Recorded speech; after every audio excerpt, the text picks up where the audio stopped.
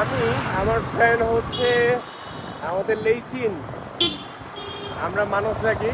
আমি আমার ফ্রেন্ড, তারপরে আমাদের অনেক ডিকি, আর আমাদের নতুন বিবাহিত হচ্ছে আমাদের ওয়াইফ শুভজিৎ এবং ওনার ওয়াইফ অনিতা। আমরা সবাই আজকে হচ্ছে টুক করে প্ল্যান যাচ্ছি এয়ারপোর্ট রোডে।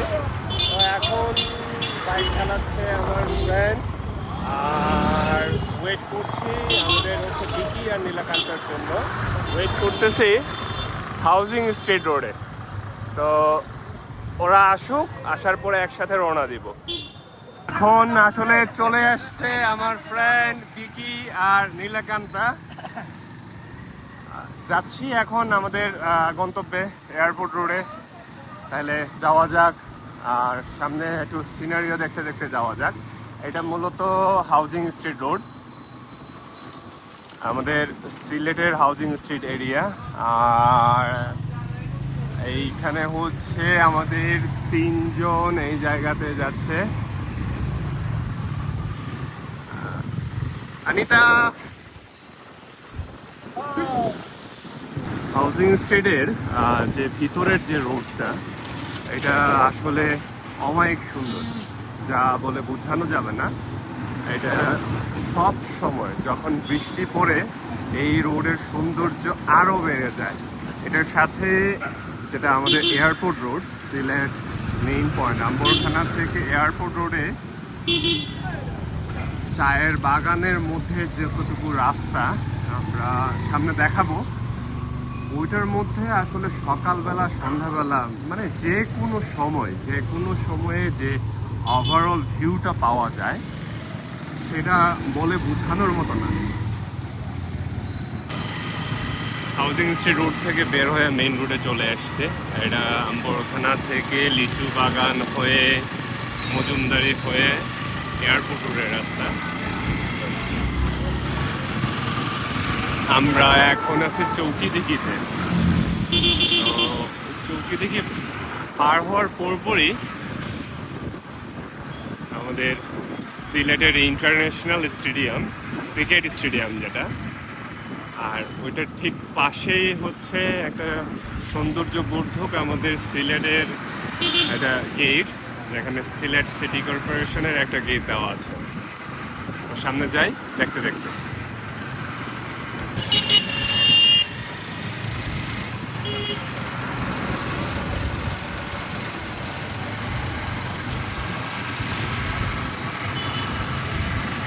এটাই হচ্ছে সিলেটের মেইন টাউনের একটু বাইরে চলে গেলাম।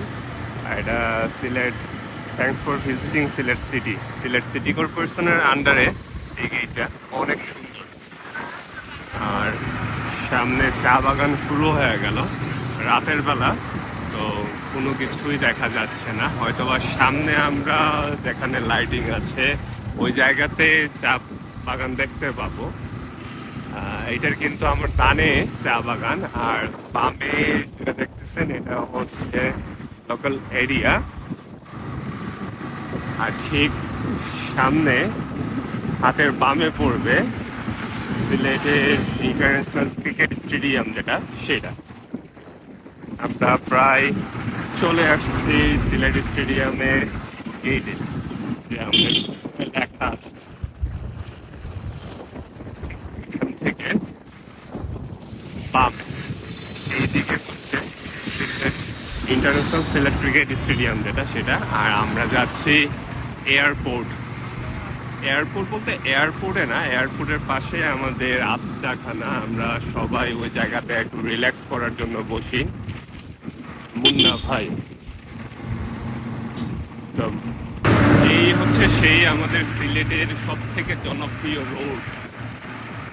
আমার হাতের বামে, হাতের ডানে সবগুলোতেই কিন্তু চা বাগান, আর এত সুন্দর রাস্তা, আসলে এটা বলে বোঝানোর মতো না।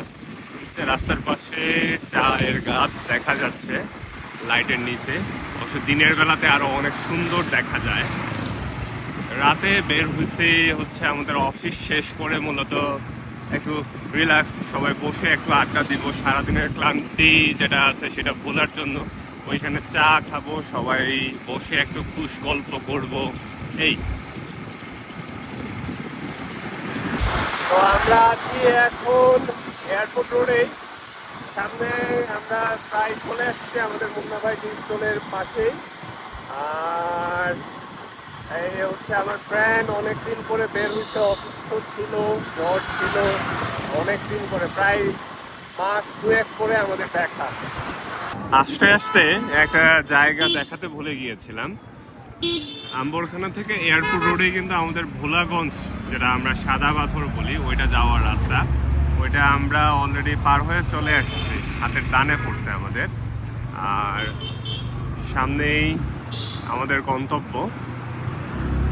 আমাদের ডানে পড়বে সিলেটের এয়ারপোর্ট, আর এই যে বামে আমাদের সিলেটের 5 স্টার হোটেল গ্র্যান্ড সিলেট। এই গ্র্যান্ড সিলেট।